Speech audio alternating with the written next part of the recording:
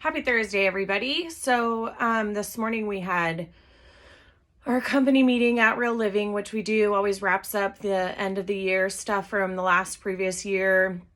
We go through awards that everybody won, how everybody's progress was from the last year, and then we choose kind of an overall theme for the upcoming year ahead of us. Last year was grit. I'm not sure I paid too much attention to the word last year. Things were a little crazy, obviously.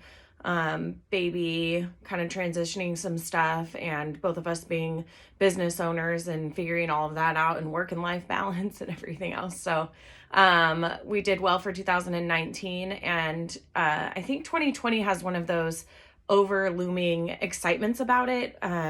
It feels like it's going to be a really good year. And the topic that we chose for our theme as a company at Real Living this year was gratitude. And I see all this hype on social media and everybody hashtag gratitude and all of those things. And, you know, you kind of skip over it and you're like, okay, woo woo, gratitude. But Chad brought up some really important things this morning in the meeting and kind of read through a little bit based on a book that he had read called The Gratitude Journal. And it was about how being grateful and changing your mindset into being grateful for what you have and actually recognizing that on a daily basis changes your, life as a positive instead of, being a neutral or a negative. Starting the day off in a positive way. And we all know that. Do we do it? No, not every day. We can wake up and the weather's junky outside and, all you want to do is stay in your PJs. I'm guilty of that. Especially working from home. There are struggles that come along with it. It's not all it's cracked up to be. Jared and I chose this last year to bite the bullet and kind of take on the financial burden of putting Axel into daycare full time. So he's at the Kiddie Academy in Vancouver, which we are super thankful and grateful, talking about gratitude, that we had the opportunity to be able to do that for him and that we are able to afford to do that for him.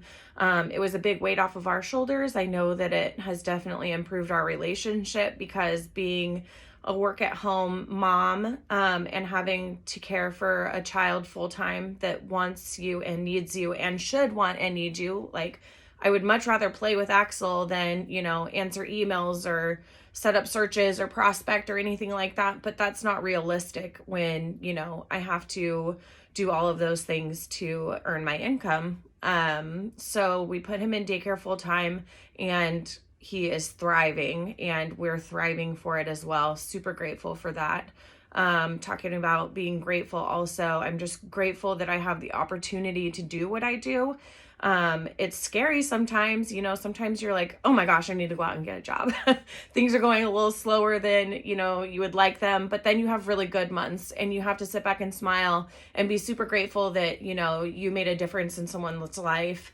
I always thought I wanted to be in healthcare, which, like you always wonder what if, but, my goal in life was always to help people. And I just get to do it now in a totally different way.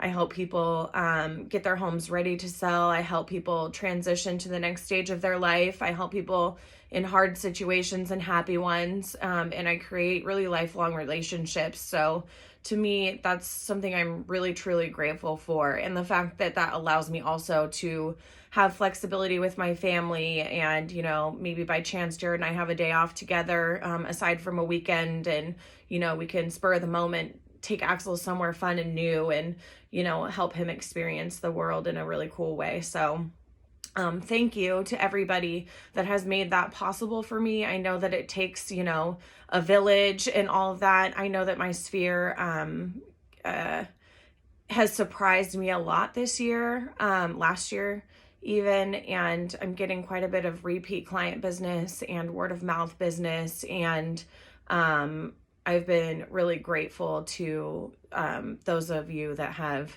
supported me in that way or given my name to someone or helped me build a relationship with people that are now friends of mine. So thank you, everybody, really. It makes the difference between, being able to do daycare for Axel and doing things that we like to do and things that we have to do, the fun things about being an adult. Speaking of that,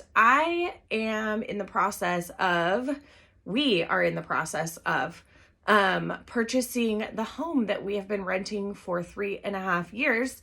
Was it something we thought we were going to do? No. But last month we got a call from our landlord, and you're like, well, why are you in real estate and you haven't owned a home yet? Or why don't you own a home? Well, long story short, being self-employed is difficult. When it comes to financing, you have to have a 2-year stretch average, etc. And Jared has been employed and self-employed in the last 2 years. So using that for qualifying purposes, if you want to know more, I'm happy to share the details with you as far as, what it takes to get qualified to purchase a home. Self-employed people are under a lot more scrutiny than those that get a check from someone else, because we have expenses and we have income and we have taxes and profit and loss and assets that count against us and other things. So I will tell you that for the first time in my career, I'm actually in the same boat as a lot of you. I am going through the qualification process, the lending process, the purchasing a home, and going through appraisals and all the rest of it. So luckily it's the home we know well over the last 3.5 years, and although it's not our first choice, we are taking it as an opportunity to be able to put some money into it and have it for 3 to 5 years, and then see where it takes us from there. We may use it as a rental investment, or really springboard into the property that we dreamt for ourselves later on. So I am with you. I am one of you. I am a buyer. And so I'm going through the process, and it's been really humbling to figure it all out. And I have a million questions too about it. My lender is probably sick and tired of me asking 100 million questions every day, but I am thankful that I do have a great team on my side. So anyways, just wanted to do a video update and also let you know before I'm done that one of my goals this year was to do a video every week. It's not going to look like this. I'm not going to do my makeup. I'm not going to do my hair, whatever. And I'm not going to sit in front of this light every single time. It might be in my car. It might be out in the rain. It might be at a home inspection. And it's not always going to be real estate related either. I know that something that's important to those of you out there when you're looking, to invest in your next home or sell yours, you want to be relatable. And, I want people to be able to feel like I am like a real person. And so you're going to get some real videos from me. Might be in my PJs. I'll talk about a bunch of different stuff. So it's not just real estate related.